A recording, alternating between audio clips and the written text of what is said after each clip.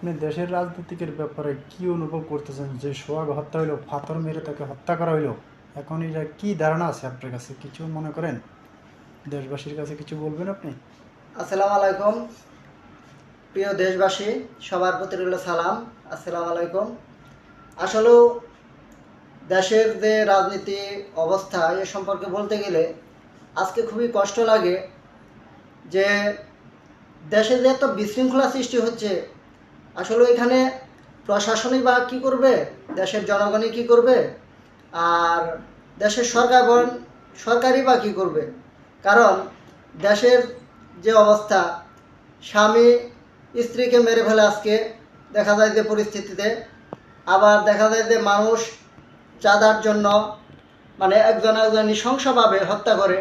আমি ভাই কিছুদিন আগে দেখলাম সোহাগ মিটফুটে যে ঘটনাটা ঘটছে, সোহাগ হত্যা। মানুষকে কিভাবে নির্মমভাবে হত্যা করে বা মেরে ফেলে, আসলেও এটা একটা সাধারণ সুস্থ মস্তিষ্কের মানুষ এই ঘটনাগুলো দেখলে ঠিক থাকতে পারবে না বা পারে না। তো এই ক্ষেত্রে আইন শৃঙ্খলা বাহিনী কী করতেছে আমি জানি না। আর দেশে তো ভাই আসলেও রাজনীতিক যে অংশের কথা বললেন, রাজনীতি বলতে আসলে কোনো শব্দই নাই। দেশে দুইটা দল মোটামুটি বড়, একটা হচ্ছে আওয়ামী লীগ, একটা বিএনপি। এরা আসলে রাষ্ট্র চালানোর মতো ধারণ ক্ষমতা এদের বাইরে, এরা রাষ্ট্র মনে হয় চালাইতে আর পারবে না।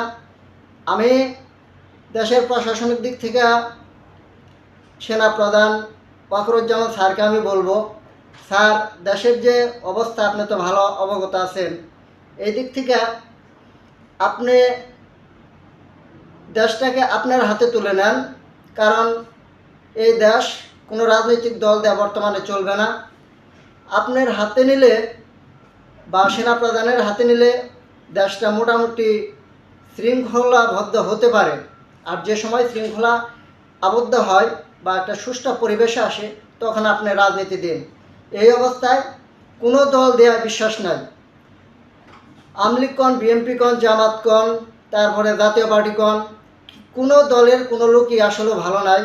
কারণ এরা খাম খাম হই হই দই দই কী অবস্থা একটা বিশৃঙ্খলা সৃষ্টি করে রাখতেছে।